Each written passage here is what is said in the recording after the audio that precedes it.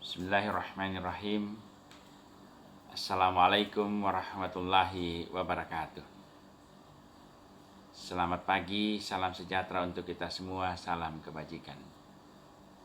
Alhamdulillahilladzi arsala rasul bil huda wa dinil haq liyudhhirahu 'alad dini kulli wa kafa billahi syahida. Asyhadu an la ilaha illallah wahdahu la syarikalah wa asyhadu anna Muhammadan abduhu wa rasuluhu la nabiyya ba'dah. Yang saya hormati pembina dan ketua yayasan yang menaungi perguruan tinggi Universitas Cokro Aminoto Palopo, yang saya hormati Wali Kota Palopo atau yang mewakili pada kesempatan ini, yang saya hormati tokoh masyarakat, tokoh agama yang tidak bisa saya sebutkan satu persatu, yang saya hormati Rektor Universitas Cokro Aminoto Palopo beserta seluruh jajarannya, para pembantu rektor, para dekan, ketua program studi, ketua lembaga, dosen, staf, pengurus lembaga kemahasiswaan, dan mahasiswa Universitas Cokro Aminoto Palopo yang saya cintai dan saya banggakan. Mohon maaf. Yang saya muliakan orang tua wisudawan wisudawati, terima kasih yang tulus dan setinggi-tingginya atas segala pengorbanan dan keikhlasan dari Bapak dan Ibu sekalian, sehingga pada hari ini kita bisa menyaksikan anak-anak kita mengikuti prosesi akademik terakhir dalam suatu perjalanan akademik, baik itu sarjana maupun program pascasarjana yang disebut dengan wisuda. Wisuda merupakan kebanggaan dan membawa kebahagiaan buat kita semua, karena merupakan akhir dari perjalanan akademik seseorang pada satu strata tertentu. Saya percaya dan saya yakin bahwa semua ini bisa terjadi karena kerja keras, doa yang tulus daripada orang tua, para keluarga, yang dibarengi dengan ketekunan dan kesabaran ananda mahasiswa dalam mengikuti proses akademik. Oleh sebab itu, mahasiswa wisudawan wisudawati yang saya cintai dan saya banggakan, terima kasih atas kerja keras Anda yang Anda persembahkan selama ini, sehingga pada hari ini berbuah dan berhasil, bahwa Anda dinyatakan telah selesai melaksanakan seluruh proses akademik di Universitas Cokro Aminoto Palopo, sehingga berhak untuk di yudisium, di wisuda, dan mendapatkan ijazah. Hadirin yang saya muliakan dan saya banggakan, pada kesempatan ini perkenankan saya menyampaikan beberapa hal. Yang pertama adalah terima kasih kepada pemerintah daerah, khususnya Kota Palopo, yang selalu memberikan dukungan, dorongan pada pengembangan sumber daya manusia di daerah, khususnya melalui pendidikan formal, mulai dari tingkat taman kanak-kanak hingga perguruan tinggi. Dan wabil khusus adalah dukungan pemerintah kota terhadap pengembangan sumber daya manusia melalui perguruan tinggi yang ada di Kota Palopo. Selanjutnya, penghargaan dan terima kasih kepada Universitas Cokro Aminoto Palopo, khususnya rektor dan seluruh jajarannya yang telah komitmen melaksanakan tridharma perguruan tinggi, melaksanakan proses pendidikan yang baik dan benar, dan berupaya meminimalisir bahkan menghilangkan semua praktik-praktik akademik yang tidak sesuai dengan peraturan dan perundang-undangan yang berlaku, khususnya oleh Kementerian Pendidikan dan Kebudayaan, Ristek dan Teknologi, Kementerian Pendidikan Republik Indonesia. Sejauh ini saya belum mendapatkan berita bahwa UNCP melakukan praktik-praktik yang tidak baik dalam pelaksanaan akademik, khususnya yang menjadi sorotan kementerian hari ini dan menjadi tugas bagi lembaga layanan pendidikan tinggi wilayah 9 Sultan Batara adalah banyaknya perguruan tinggi yang melakukan praktik-praktik kelas jauh. Oleh sebab itu, saya sangat menekankan bahwa pimpinan perguruan tinggi jangan pernah berniat apalagi mencoba melakukan praktik-praktik kelas jauh yang tidak sesuai dengan peraturan yang berlaku. Karena itu akan sangat berakibat fatal bagi kelangsungan perguruan tinggi itu sendiri. Kami diperintahkan oleh kementerian untuk mengawasi dan menjaga agar setiap perguruan tinggi melakukan proses-proses yang baik sesuai dengan peraturan yang berlaku. Kelas jauh boleh, tapi aturannya jelas. Kelas pengembangan juga boleh, tapi aturannya jelas. Oleh sebab itu, sekali lagi saya tekankan, jangan pernah mencoba melakukan praktik-praktik itu jika tidak sesuai dengan peraturan yang berlaku. Selanjutnya, saya berharap setiap perguruan tinggi, setiap alumni mau memahami visi sumber daya manusia Indonesia 2045. Kenapa 2045? Karena 2045 itulah tahun emas kemerdekaan Indonesia, yaitu genap berumur 100 tahun. Visi pendidikan Indonesia untuk mengembangkan sumber daya manusia 2045 adalah Indonesia menghasilkan sumber daya manusia terpelajar, berbudi luhur, adaptif, kolaboratif, dan entrepreneurship untuk target pembangunan 2045. Di antara target atau misi dari visi itu adalah yang pertama, tenaga kerja Indonesia yang berpendidikan formal 12 tahun mampu bekerja. Bapak dan Ibu sekalian yang saya hormati, era revolusi industri 4.0 sering ditekankan oleh kementerian, bahkan presiden, dan khususnya lembaga layanan pendidikan tinggi wilayah 9, bahwa revolusi industri 4.0 membawa konsekuensi hilangnya pekerjaan-pekerjaan tradisional, terjadinya pengangguran bagi pekerja-pekerja konvensional. Mengapa demikian? Karena yang pertama, munculnya teknologi yang mampu menggantikan manusia di dalam bekerja.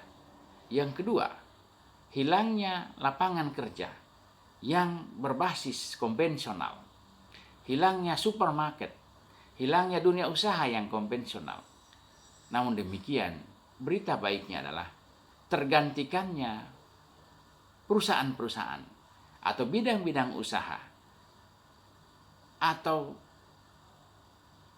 usaha-usaha lain yang membutuhkan tenaga kerja yang baru, yang sesuai dengan kebutuhan era hari ini. Sehingga bermunculanlah berbagai lapangan kerja yang dikembangkan oleh anak-anak muda, oleh anak-anak bangsa, anak-anak milenial, yang mampu mempekerjakan seorang calon pekerja yang bukan berbasis lagi pada titel atau kesarjanaannya, tetapi berbasis pada keterampilan yang dimilikinya, karena yang menjadi basis adalah teknologi.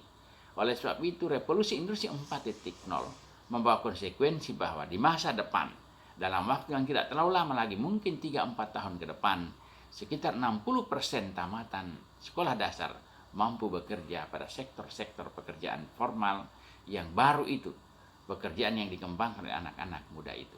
Itu satu misi pendidikan kita ke depan. Dengan demikian, ini merupakan peluang dan sekaligus tantangan bagi perguruan tinggi agar jangan sampai lapangan kerja di masa depan justru didominasi oleh anak-anak yang baru saja menyelesaikan studinya di sekolah dasar. Yang kedua, kita ingin menciptakan satu masyarakat yang memiliki nilai luhur dan nasionalisme serta etos kerja yang baik. Indonesia dikenal dengan nilai-nilai budaya yang luhur, nilai-nilai budaya yang mengakar pada nilai-nilai kebangsaan, pada nilai-nilai agama, dan nilai-nilai kemanusiaan.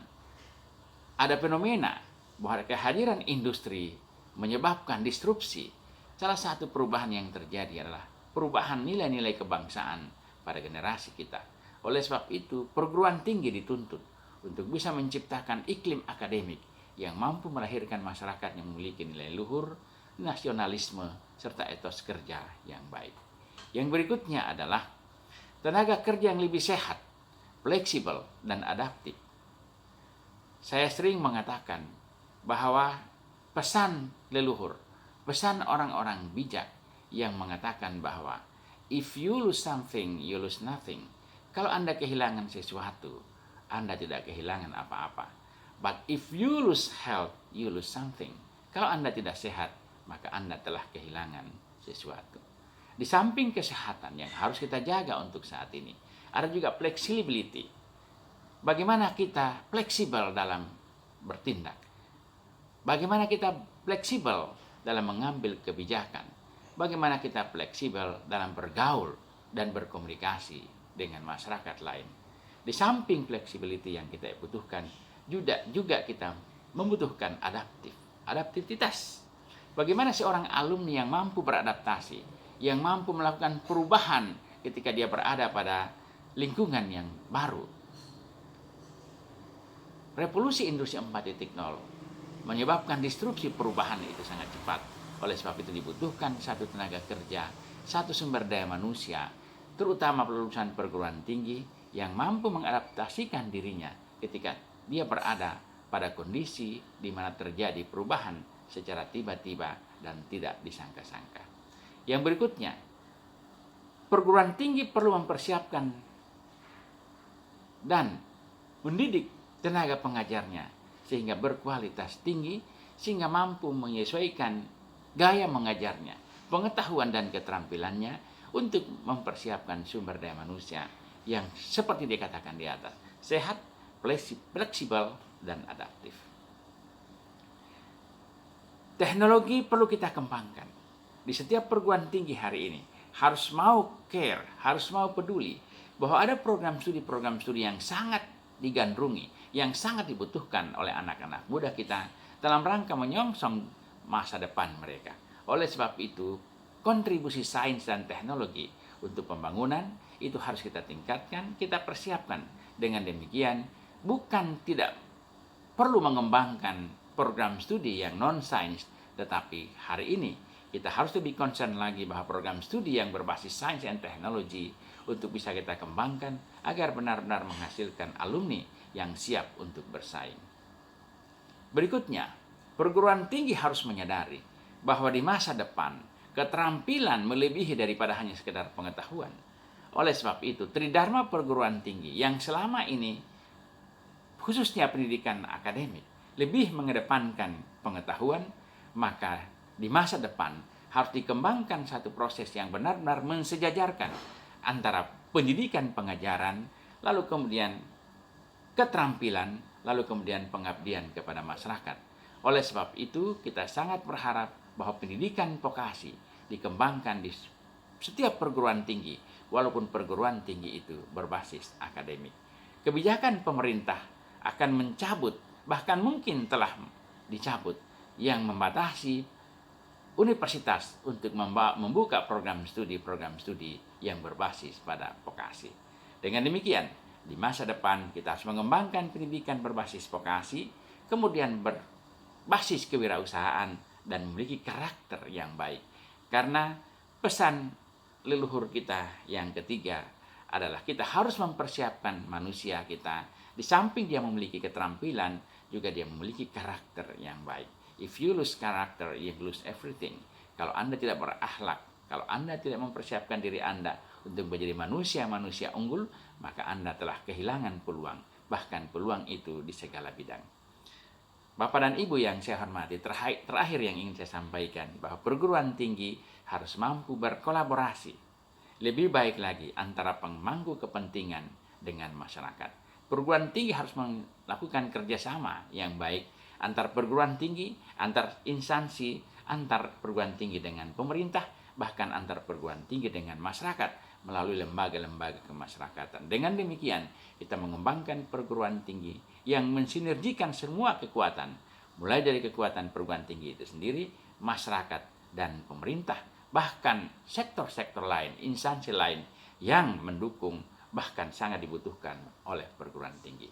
Selamat wisudawan wisudawati, semoga Anda semua menjadi generasi muda yang mampu beradaptasi, yang mampu menguasai teknologi, yang mampu memenangkan semua persaingan-persaingan.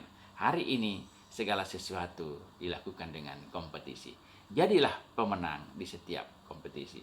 Demikian, wabillahi taufiq wal hidayah. Wassalamualaikum warahmatullahi wabarakatuh.